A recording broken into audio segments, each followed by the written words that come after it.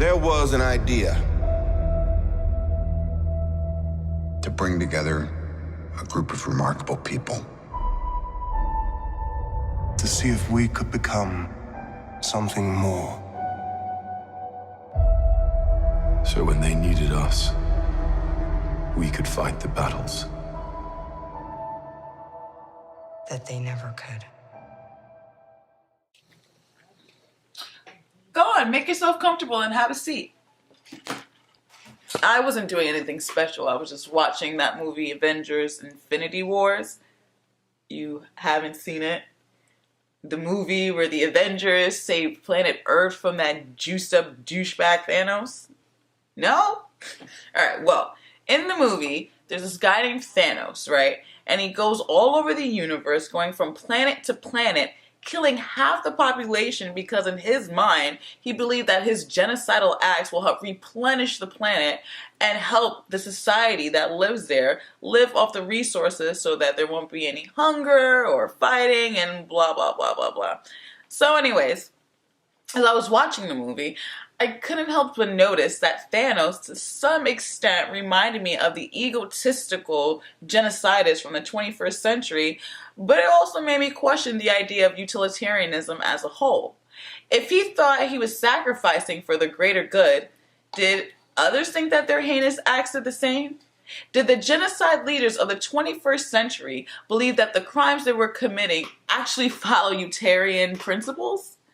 People such as Massimo Pigliucci, in his article Michael Shermer on Utilitarianism, Deontology, and Human Rights, argued, hell no, of course they weren't following utilitarian guides, but they were led by fear and ignorance, and I second on that.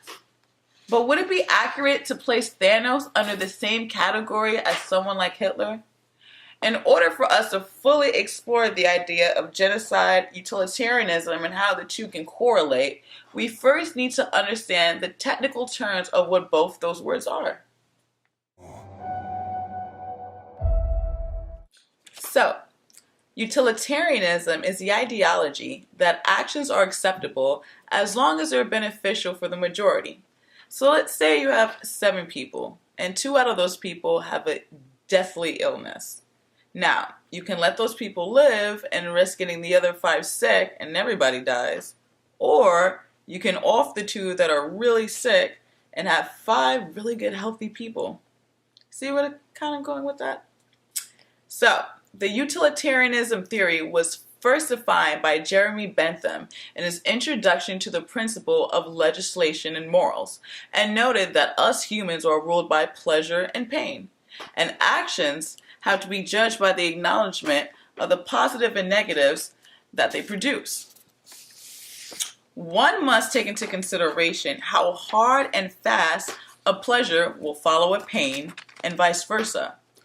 Early utilitarians, such as Thomas Robert Malthus, were on the same wavelength of thought as Thanos, in the regards of exploring the idea that population control is a must and how limitations should be put on reproduction in order for humanity to be equipped to survive off the available resources without utilizing them into oblivion. Utilitarians also come in 2 forms. Your first one is your act utilitarians, and those are the guys which believe that individual actions should be judged by its harmful or beneficial results. And then you have the rule utilitarians, and they believe that social rules or actions should be judged. Interestingly enough, both types have the reputation of being emotionless and insensitive due to how they tackle ideas and questions about morality. Kinda like our guy Thanos and some of the other people who've committed genocide, if you think about it. Which leads me to my next point. What is genocide really? So, the definition of genocide in simple terms is the killing of a large population of people, specifically those from an ethnic, racial, or religious background. The word itself was invented in the 1940s by the jurist Raphael Lemkin when he was trying to figure out a word for the horrific and murderous crimes that were committed against the Jews from the Nazis. the United Nations decided to systemize the word by creating the Convention on the Prevention and Punishment of the Crime of Genocide. Wow, that's a lot to remember, but don't worry. It's most of the time shortened down to just the Genocide Convention. As great as the creation of this was, many people had an issue with its definition. Although it included extermination of a race based on religion and ethnicity, it excluded ones that were defined by political, class, or sexual orientation. So when 500,000 Indonesians were murdered in 1965 because they were communists, for example, their perpetrators were unable to be charged with genocide because the crime wasn't considered such. I know it's ridiculous. They definitely should have been charged with genocide. We also have to take a look at their targeted victim group. Genocide is committed because there are groups are viewed as either an existential threat, and genocide could be committed as a strategic obstacle to their ultimate goal of what they think is a utopian society. The Jews were an existential threat to the Nazis because they were looked at as a biological threat that could taint the Aryan race. The Herreros, on the other hand, were looked at as a strategic obstacle because their rebellion threatened the German self-image and political support that they needed to maintain. Genocide can also occur when a society of people are self-governing themselves in a way that's out of the perpetrator's control, and thus aspires said group to control and mold them into what they believe is ideal.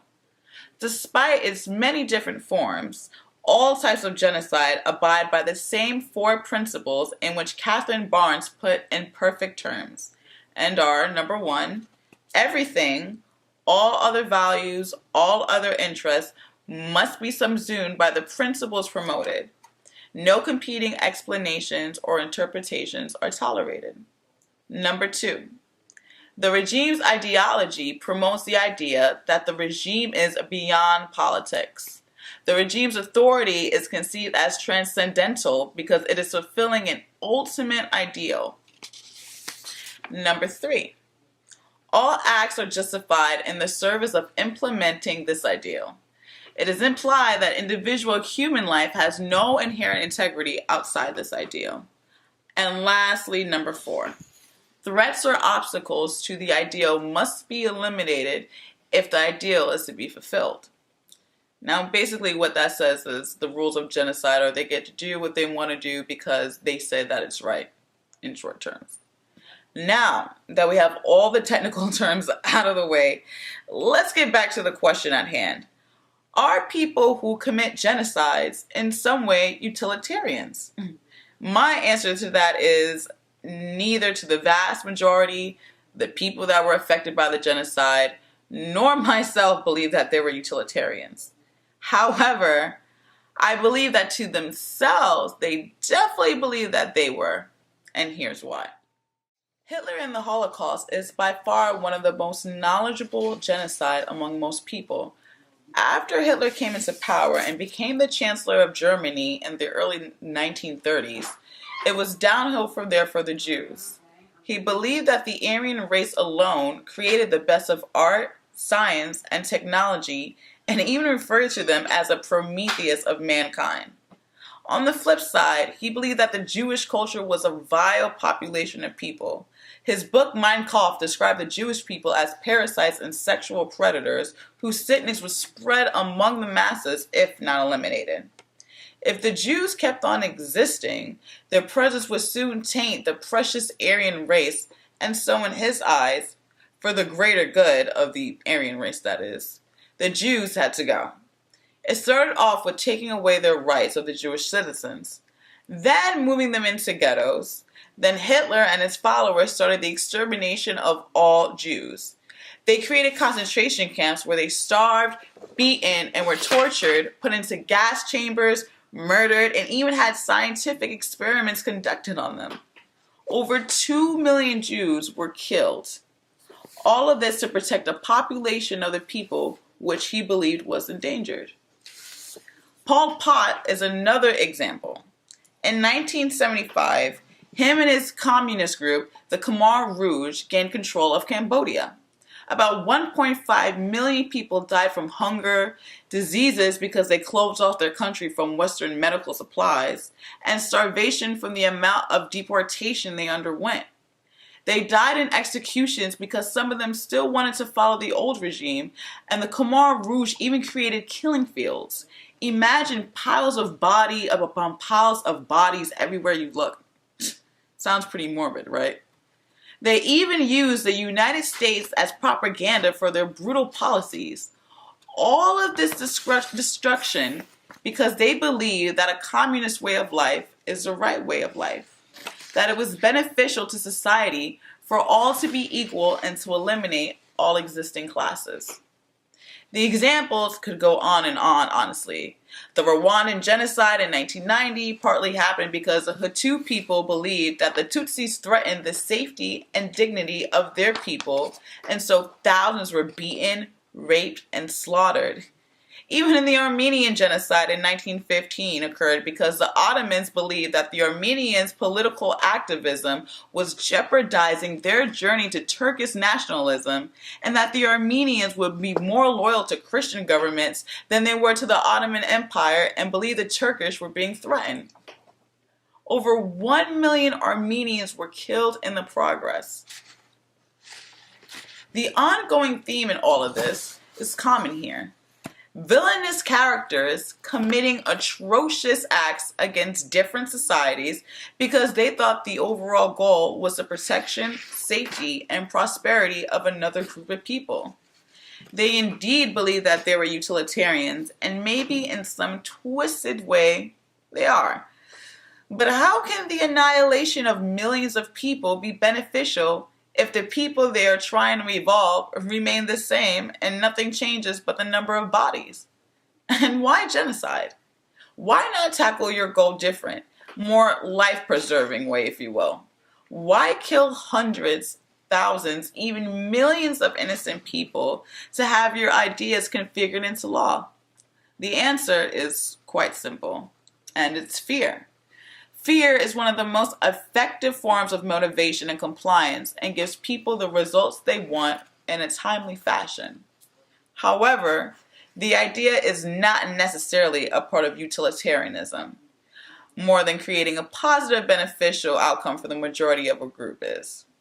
The Aryan race did not flourish after the genocidal regime of Hitler, nor did the Khmer Rouge, or the Hutus, or the Tutsis, or the Turkish, or any of those people, so what was the point?